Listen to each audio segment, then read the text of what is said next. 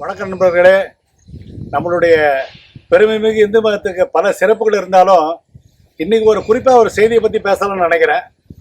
அதாவது எல்லாருக்கும் தெரிந்த ஒரு உண்மை என்னன்னு கேட்டிங்கன்னா, இறைவனுடைய திருவடியை அடைவதற்கு, இந்த பிறவி பிணியிலிருந்து விடுபட்டு நற்கதி அடைவதற்கு முக்கியமான ஒரு சாதனம் என்னன்னு கேட்டிங்கன்னா பக்தின்னு சொல்லுவாங்க. அந்த பக்தி இல்லாமல் இறைவனுடைய திருவடியை அடைய முடியாதுன்றது எல்லாரும் தெரிந்த ஒரு விஷயம். அப்போ இறைவனுடைய பக்தி செலுத்தக்கூடியதுல பலவிதமான முறைகள் இருக்கு. நம்ம மதத்தினுடைய தனி சிறப்பே அதான். நம்மளுடைய ஆலயங்கள்னு பார்த்தீங்கன்னாலே அது வெறும் துதிக்கக்கூடிய இடமா இல்லை ப்ரேயர் பண்ணக்கூடிய ப்ரேயர் ஹால்னு சொல்லுவாங்க. அந்த மாதிரி இல்லாமல் இன்றளவும் இறைவன் அந்த ஒரு திருவுருவத்தோடு அங்கே வாழக்கூடிய இறைவனுடைய உறைவிடமாக நம்ம பார்க்குறோம்.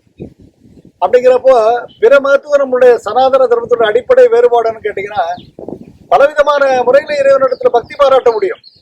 உதாரணமா நவவீத பக்தின்னு சொல்ல 9 விதமான பக்தியை பெரியோர்கள் சொல்லியிருக்காங்க.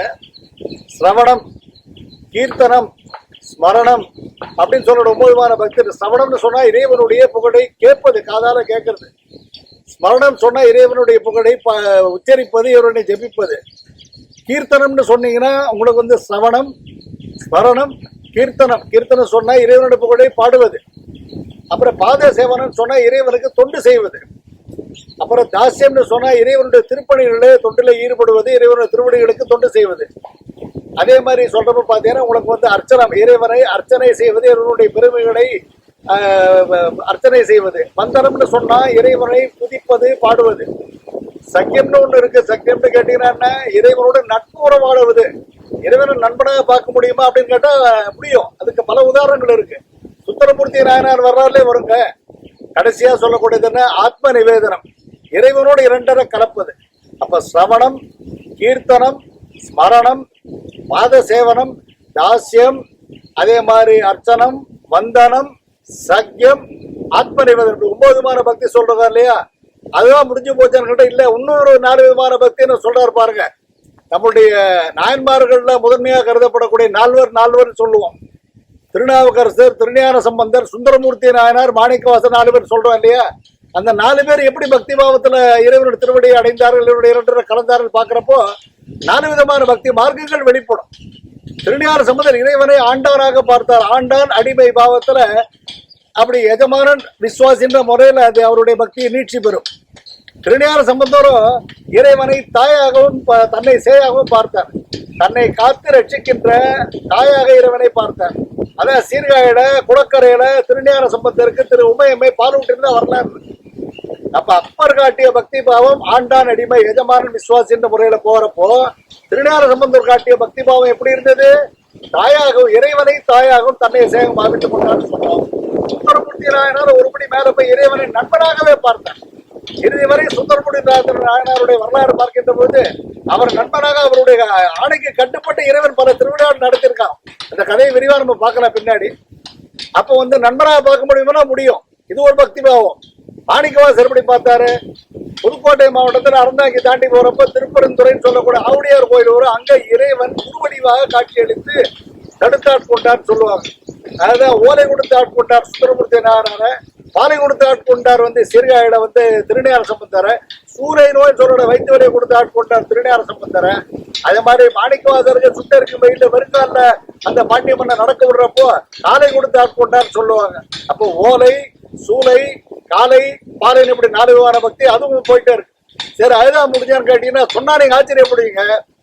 திட்டுறது கூட வழிபாடு ஆகுமான்னு ஆகுங்க. நம்ம மதத்தினுடைய மேன்மையை பாருங்களேன். பேர்பட்ட ஒரு டெமோக்ராட்டிக் ரிலிஜன். இறைவனை திட்ட முடியுமானா திட்டிருக்காங்க. இறைவனை திட்ட முடியுமா, வசைப்பாட முடியுமானா அந்த வசைப்பாடு அதுவே வழிபாடா மாறி இருக்கு. உதாரணமா சொல்ல போனா இப்போ நம்ம ஓயாம பிள்ளையார் ஒருத்தர் திட்டிருக்காரு. யாருன்னு பார்ப்போம். பிள்ளையார திட்டியே பாட்டு பாடிக்கிறார் ஒருத்தர். அப்புறம் கண்ணனை ஓயாம திட்டிருக்கார். நாமவடியிலே வருது. யாரன் சோரன், சோரன்னா திருடன் அர்த்தம். நந்தகி சோரன், நவநீத சோரன், தயிர் திருடன், வெண்ணெய் திருடன், ஆயர்பாடி கல்வன் சொல்றோம் இல்லையா? அப்ப கண்ணனை திருடனா சொல்லியிருக்காங்க பல பேர். அதே மாதிரி ஏக்கபாவத்துல சிங்கார ரசத்துல ஊத்துக்காடு வெங்கடேஸ்வரர் பாட்டெல்லாம் பாக்குறப்ப அவருடைய சிங்காரை வெளிப்படுறப்ப கண்ணன்ட்டு கோபிகைன்னா கோபிகை ஸ்திரீகள்லாம் கோபிச்சுட்டு இருக்கிறத கோபப்பட்டதாக கூட அதுல பாட்டுகள்ல வரும். இது ஒரு பக்கம் இருக்கிறப்போ சிவபெருமான திருடன் சொல்றாங்கன்னா திருடன் சொல்லியிருக்காங்க. ஞானசம்பந்தர் சொல்றார் உள்ளங்கவர் கல்வன் சொல்றார் சிவபெருமான. அது மட்டுமா ருத்ர மந்திரத்துல ஒரு வரி வருதுங்க. அதான் என்ன சொல்றாங்கன்னா, உலகத்தில் இருக்கிற திருடனா பொன்னையும் பொருளையும் தான் திருடுவான். சிவபெருமான் என்ன பண்றான்னு சொன்னீங்கன்னா, படைத்தல், காத்தல், அடித்தல், மறைத்தல், அருளல் 5 தொழில பண்றாரு இல்லையா? அதுவே தெரியாத பல பேருக்கு புத்தொழில் தப்பு. உயிர்களை படைக்கின்றார், காக்கின்றார், பிறகு அழிக்கிறார். அழிச்ச பிறந்த உயிரில் எங்க போகுது? மறைத்து வைக்கின்றார், திருப்பி தோற்று வைக்கின்றார். படைத்தல், காத்தல், அடித்தல், மறைத்தல், அருளல் சொல்றாங்க இல்லையா? சிருஷ்டி, ஸ்திதி, சம்ஹாரம், திரோதனம், அனுக்கிரகம் வடமொழியில சொல்லுவாங்க. அப்போ உலகத்தில் இருக்கிற பொன்னையும் பொருளை திரு சிவபெருமான் எல்லா உயிர்களையும் திருடி மறைத்து வைத்துக் கொண்டு பிறகு தோற்றுவிக்கின்றார் அர்த்தம் வரக்கூடிய அளவுல தஸ்கரானாம் பதே நமோ நம. கல்வர்களுக்கெல்லாம் தலையாக கல்வன் யாரு? சிவபெருமான். நான் சொல்லலைங்க, ருத்ரமந்திரத்துல வருது. அப்படி பாக்குறப்போ பல பேர் பல இதுல வசைப்பாடி இருக்காங்க. அதே மாதிரி அருணியரார் முருகரை திருடன் சொல்றாரு. அவர் பாட்டிலே வருது கந்தரோட பூதியில. செம்மான் மகளை திருடும் திருடன் பெம்மான் முருகன் பிறவான் இரவான். செம்மான் மகளை திருடும் திருடன் பெம்மான் முருகன் பிறவான் இரவான். சும்மா இரு சொல்லற என்றதுமே அம்மா பொருள் என்றும் அறிஞர் சொல்லுது. பாட்டுக்கு தனியா விளக்கம் தானே 1 மணி நேரம் சொல்லலாம். அப்படி இருக்கிறப்போ அந்த மாதிரி சுந்தரமூர்த்தியனார் வரல வரும். அவர் கூத்தன், குறைமதியன், பித்தன்னா சாமியை திட்டி இருக்காரு. ஒரு பக்கம் பாத்தீங்கன்னா அது 2 அர்த்தம். ஒரு கூத்தன், கூத்தாடி, குறைமதியன் அரவர புத்தி உள்ளவன், பித்தன் பைத்தியக்காரன் வருது இல்லையா? ஆக்சுவலா அதுல பாத்தீங்கன்னா அந்த உண்மையான அர்த்தம் என்ன வருது? கூத்தன், தெல்லையில் கூத்தாடக்கூடிய, தெல்லையில் கூத்தனே தன்பாண்டி நாட்டன் சிவபுராணத்தில் சொல்றாரு பாருங்க. சிற்றம்பலத்திலே கூத்தாடக்கூடிய இறைவனுடைய திருவிளையாடலை சொல்லுகின்றார். குறைமதியன் பெரியச்சந்திரனை சூடினால குறைமதியன் சொல்லுவாங்க. அப்படி வரப்ப அவருடைய வர்றாரு கடைசியில் அந்த தடுத்தாட்கொண்ட நிகழ்ச்சி நாவலர் கதையில உங்களுக்கு தெரிஞ்சிருக்கும். அப்புறம் உன்னுடைய வம்சமேருக்கு அடிமேறு சிவபெருமான் சொல்றாரு. அதுக்கு சாட்சியா ஓலை எடுத்து காட்டுறாரு. அப்புறம் தான் பாட சொல்றாரு. சிவபெருமான் ஒரு மன்னிப்பு கேட்டு சிவபெருமான துணித்து பாடுறப்போ, நீ என்னை திட்டினே அந்த பித்தன் அந்த வார்த்தையை வச்ச தொடங்குன்னு சொல்றாரு. இந்த பாட்டை கவனிங்க சொல்லுவார். பித்தா பிறை சூடி பெருமானை அருளாளா, எத்தால் மறவாதே நினைக்கின்றேன் மனத்துன்னை, வைத்தாய் பெண்ணை தென்பால் வெண்ணை நல்லூர் அருள் துறையுள், எத்தா உனக்கு ஆளாய் அல்லேன் இனி நாமேன்னு சொல்லி முடிக்கிறார். அப்படின்னா அப்ப எப்ப ஏற்பட்ட ஒரு வகையில பக்தி பாராட்ட முடியும்னு பாருங்க. அந்த மாதிரி பாக்குறப்போ வசைய வழிபாடாகமா ஆகுங்க. அதை விட ஒரு படி மேல போய் சொல்ல போனா, இறைவனை கல்லெடுத்து அடிச்சிருக்காரு ஒருத்தர். அது இப்ப பூஜையா மாறி இருக்கு. என்ன விளையாட்டா இருக்குன்னு பாக்குறீங்களா? இல்லங்க, உண்மைங்க. அது சாக்கிய நாயனார் ஒருத்தர் 63 நாயன்மார்ல முக்கியமா விளங்கக்கூடியவர். அவர் வாழ்ந்த காலத்துல கர்நாடக தேசத்தினுடைய கொஞ்சம் ஆதிக்கம் இருந்தது. சமணம் ஓங்கி சைவம் சற்று மங்கிய ஒரு காலகட்டத்துல சிவன் கோயில யாரும் போக கூட கும்பிடக்கூடாதுன்னு ராஜா கட்டளை போட்டிருந்தான். இவர் போவார் சிவன் கோயில் பார்த்தோன்னா 2 கல் எடுத்து தூக்கி எறிவார். அது உள்ள போய் பூவா விடும். அதாவது கல்லால எடுத்து அடிச்சார் சிவன், அது பூவா போய் உள்ள விழுந்தது. அது ஒரு பாட்டுல கூட ஸ்லேடை பாட்டு கூட விளையாட்டே சொல்லுவாங்க. 2 பேரும் அடி வாங்குறா தொடர்ந்து. ஒண்ணு சிவன் அடி வாங்கினா கல்லால, அப்புறம் பெரம்படிப்பட்டது பின்னாடி அது திருவிழாடு போனத்துல வருதுன்னு வச்சுக்க மதுரையில. இப்ப கல்லால சிவன் அடி வாங்குறா, தேங்காயம் கல்லுல உடைக்கிறோம். ஸ்லேடை பாட்டை சொல்லுவாங்க. கல்லால் அடியுறலால் கண் 3 இருப்பதால், சிவனுக்கு 3 கண்ணு தேங்காய்க்கு 3 கண்ணு. கல்லால் அடியுறலால் கண் 3 இருப்பதனால் எல்லோரும் பூஜைக்கு எடுத்துடல. சிவனை இல்லாம எந்த ஹோமம் கிடையாது, எந்த பூஜையும் கிடையாது. தேங்காய் இல்லாம எந்த நல்லது கிடையாது, எதுக்குமே தேங்காய் இல்லாம கிடையாது. அப்ப கல்லால் அடியுறலால் கண் 3 இருப்பதனால் எல்லோரும் பூசைக்கு எடுத்துடலால் வல்லோடு கொள்ளையால், தேங்காய்க்கு ஓடு இருக்கு, சிவன் கையிலையும் கபால ஓட்ட வச்சுட்டு இருக்காரு, திருவோட்ட வச்சுட்டு இருக்காரு. கல்லால் அடியுறலால் கண் 3 இருப்பதனால் எல்லோரும் பூசைக்கு எடுத்திடலால் வல்லோடு கொள்ளையால், கங்காகுல முத்துசாமி மன்னா கள்ளிதழி ஆணிகர் தேங்காய், தேங்காய் சிவனும் ஒன்று மாதிரி பாட்டு பிடிப்பான். சரி, போட்டு இப்ப சொல்லக்கூடிய கருத்து என்னன்னா, இன்னும் பல பேர் திட்டிருக்காங்க. அருணரார் பாட்டில் ஏற்கனவே முன்னாடி ஒரு பதிவுரை சொல்லியிருக்கேன். அவர் ஒவ்வொரு இதுலயும் ஒரு விண்ணப்பம் இருக்கும், ஒரு பிடி இருக்கும். அப்புறம் அவர் ஆட்கொண்ட அப்புறம் அந்த வியப்பு மேலோங்கி பாடுவார். அவர் அப்படி பாடுறப்போ சொல்றாரு ஒரு பாட்டுல பாருங்களேன், என் மேல என்னையா தப்பு இருக்க முருகா, நீதானே என்ன படைச்ச, நீதானே இந்த வாழ்க்கையை கொடுத்த, இந்த கேடு கெட்டு இந்த மாய வாழ்க்கையை என்னை விட வச்ச நீதானே, நான் என்ன அப்படி தப்பு பண்ணிட்டேன், அப்புறம் எங்கிட்ட போய் நீ கோவப்படுற, நீ எம்எல்ஏ என்ன தப்பு சொல்றேன்னு முருகன்டே கோவப்பட்டு பாடுவார். பாட்டை கவனிங்க. இதெல்லாம் கட்டுக்கதை இல்லைங்க, உண்மையான இலக்கிய சான்றுகளோட நான் சொல்றேன். எப்படி வசை வழிபாடாக மாறுன்றது விளக்கம் சொல்றேன். வாழ் வாழ்வெனும் படு மாயையிலே வீழ்வாய் என என்னை விதித்தனையே, வாழ் வாழ்வு எனும் படு மாயையிலே வீழ்வாய் என என்னை கொஞ்சம் தள்ளி விட்டேன். இந்த பழக போன வாழ்க்கையில போய் கஷ்டப்படுற போன தள்ளி விட்டேன். வாழ் வாழ்வெனும் படு மாயையிலே வீழ்வாய் என்னை விதித்தனையே. அப்படின்னா நான் தப்பு பண்ண, தாழ்வானவை செய்தானதான் போடுவோம். வாழ்வாய் இனியும் பயில்வார, பரவாயில்ல, நல்லா இருக்கியா, நல்லா இரு, நம்ம சொல்றது இல்லையா, இட்ஸ் ஓகே, நான் மட்டும் இதை எதிர்பார்க்கல, பரவாயில்ல, இட்ஸ் ஓகே, இப்பதான் தெரியுது நீ யாருன்ட்டு. வீழ்வாயனை விதித்தனையே தாழ்வாயனவை செய்தரதா உணவும் வாழ்வாய் இனி மயில்வாக கோவப்பட்டு சொல்றாரு. இன்னொரு பாட்டிலையும் கேட்கறப்ப அதிகாரத்தோட கேட்பாரு, திரு என்னையா குறை சொல்ல இருக்கேன், நான் என்ன தப்பு பண்ணேன்? இந்த கேடுகட்ட வாழ்க்கையில ஒண்ணுமே இல்லாத வெற்றி வாழ்க்கையில போட்டு தள்ள நீதான்றது ஒண்ணு அதிகாரத்துல இன்னொரு பாட்டை சொல்லுவார். இல்லேன் எனும் மாயையில் இட்டனை நீ ஒல்லேன் அறியாமை பொறுத்திலையோ, இல்லேன் எனும் மாயையில் இட்டனே நீ நீ தள்ளி விட்ட இந்த மாய வாழ்க்கையில இந்த பிரபஞ்ச சாறு தள்ளி விட்டது உன் தப்பு. இல்லேன் எனும் மாயையில் இட்டனை நீ ஒல்லேன் அறியாமை பொறுத்திலையோ, மல்லேபுரி பன்னிருவாகுவில் என் சொல்லைய புனையும் சுடர் வேணும். அடுத்த 2 கிலோமீட்டருடைய பெருமையை சொல்றாரு பாருங்க. அந்த மாதிரி சொல்லிட்டே போறான். கந்தரட காலத்துல நிறைய பாட்டுல ஒரு பாட்டு பிறகு விளக்கமா சுருக்கமா சொல்றேன் உங்களுக்கு. அவர் கிண்டலாவும் பேசுவாரு, நீ என்ன பெரிய ஆளு, வள்ளி பின்னாடி ஓடி சுத்தன வந்தானே நீ அப்படின்னு அர்த்தத்துல சொல்லுவார் பாருங்களேன். வள்ளி பின்னாடி போய் சுத்தின் தேவன் போய் தெரியாத யாரு வந்து வள்ளி யாரு, பெரிய தேவலோகம் அங்கே அடையுது.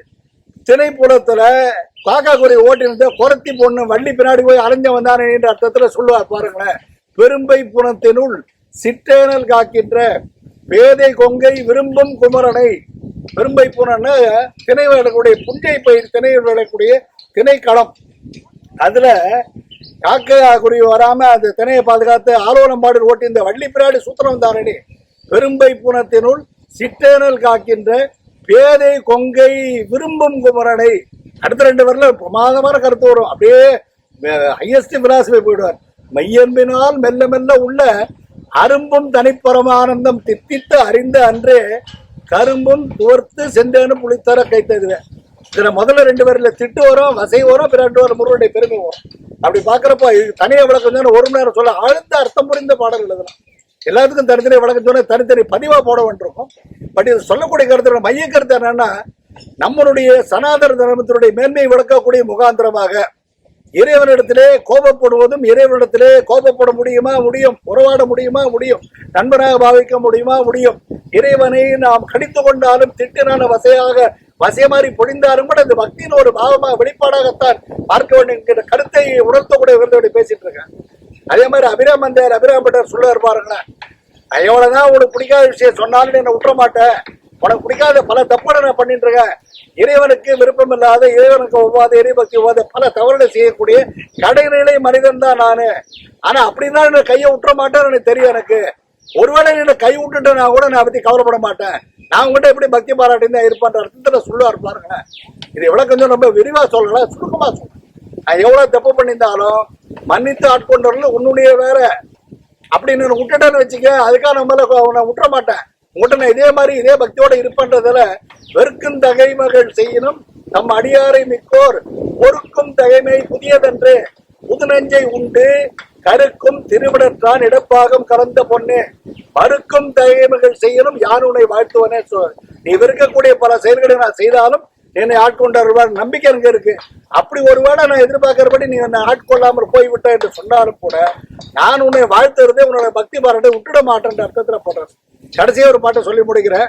பல விதமான செய்திகளை தொகுத்து சொல்லதான் உங்களுக்கு ஒரு தெளிவு வரக்கொண்டதை இவ்வளவு உதாரணங்கள் சொல்லிட்டு வரேன். ராமாயணத்துல ராமன் நம்ம உலகமே போற்றக்கூடிய அப்படியே ராமபிரான திருமாலுடைய அவதாரம் சொல்லக்கூடிய ராமனை, நம்ம இந்து மந்திர ஆணி வேற இருக்கக்கூடிய ராமாயணத்தின் கதாநாயகி விளங்கக்கூடிய ராமனை இடித்து பேசுறான் பாருங்க. ராவனை பெரிய ராமன் சொல்றேன். ஒரு உடுத்து போன ஓட்ட வேலை உடைச்சான், ஒரு 7 ஓட்ட மாமரத்துல அம்பு விட்டான்றீங்க. ஒரு கூணை இருக்கிற கூண் கிழவி சூழ்ச்சியில ராஜ்யத்தை விட்டு காட்டுக்கு வந்தான். அப்புறம் ஏன் சூழ்ச்சினால பொண்டாட்டி இருந்து தெருவில் நகரான் வெட்டி பையன்ற அர்த்தத்துல சொல்லுவாருங்க பாருங்க. கம்பராமாயணத்துல பாட்டு நான் கற்பனையில சொல்ல. ஊனவில் அறுத்து ஓட்டை மாமரத்துள் அம்பு ஓட்டி கூனி சூழ்ச்சியால் அரசிடந்து உயர்வனம் குறுகி யான் இடைத்திடை இல்லிடந்து இன்னுயிர் சுமக்கும் மானுடன் அப்படின்னு ரொம்ப இழிவா பேசுவோம். அதே ராவண போர்க்களத்துல இருந்தல் யுத்த காட்டத்துல ராமனுடைய பானத்தினுடைய அதுல பட்டு தன் உயிர் போவன் திருவாயில சரணாகதி அடைகின்ற பொழுது அப்படியே அந்த நற்கதியை செல்லக்கூடிய நேரத்துல சொல்லுவா. கடைசியில உணர்வா தன்னுடைய தமிழ் கொடுத்து நாசம் வந்துற்ற போதும் நல்லதொரு பகையை பெற்றார். நாசமே வந்த கூட நல்ல ஒரு பகைவனை கிடைச்சான் அப்படின்னா அவர் இறைவனுடைய கையால மரக்கருணை அறக்கருன்னு சொல்லுவாங்க இல்லையா. ஒண்ணு அன்பினால் கட்டுப்படுத்த இறைவன் ஆட்கொள்வது, 2வது தண்டனை மூலமா. தண்டனை இறைவன் யாரையும் தண்டிப்பது கிடையாது, இது மரக்கருணை. இப்ப சில பேர் டேப்லெட் கொடுத்து கியூர் போட, சில பேர் சர்ஜரி பண்றது இல்லையா. அந்த மாதிரி பாக்குறப்போ அது மரக்கருணைன்னு சொல்லுவாங்க. அதுதான் சொல்லுவாரு, வேதங்கள் தப்பின போதும் அண்ணான் தனு உமிழ் சரங்கள் தப்பான்னார். அப்படி பார்க்குற பிள்ளையாரை யார் திருடன் சொன்னதை பார்த்தோம். அதே மாதிரி முருகன திருடன் அருணேரை சொல்றதை பார்த்தோம். சுந்தரமூர்த்தி சிவபெருமான பத்தி திருடன் சொல்றதை பார்த்தோம். ராவணன் இடித்தும் படித்தும் இகழ்ந்தும் ராமனை பேசுறதை பார்த்தோம். அபிராமந்தார் அபிராமட்ட தன்னுடைய பொய்கோபத்தை வெளிக்காட்டுறத பார்த்தோம். இப்படி எல்லாம் பரவாயில்ல, இதெல்லாம் திட்டத்தெல்லாம் முறையா, வசைப்பாடு முறையா, இறைவனை படித்து முடித்தும் பேசலாமான்னு சொன்னா உண்மையே அவனா வசையான வசைதான். ஆனால் வசையின் வழி வந்த வழிபாடுகளே அப்படின்னா உண்மையான ஆழ்ந்த ஓய்ந்த பக்தியில வசையும் வழிபாடாக மாறுமானா மாறும் என்பது திண்ணம். வசையே வழிபாடாக மாறும், நிந்தனே துதியாக மாறும், இகழ்ச்சி இறைவன் புகழ்ச்சியாக மாறும் என்ற அளவுல வசையே வழிபாடுன்ற இந்த தலைப்புல இந்த கருத்தை உங்கள்கிட்ட சொல்லணும்னு ஆசைப்பட்டேன், சொல்லிட்டேன். நான் நண்பர்களே இந்த வீடியோ உங்களுக்கு பிடிச்சிருக்கும்னு நினைக்கிறேன். மறக்காம லைக் பண்ணுங்க, ஷேர் பண்ணுங்க, சப்ஸ்கிரைப் பண்ணுங்க. மீண்டும் ஒரு கூட சந்திக்கும் முறை கூட நன்றி கூறி விடைபெறுவது உங்கள் நண்பன் ஆசங்கர். நன்றி, வணக்கம்.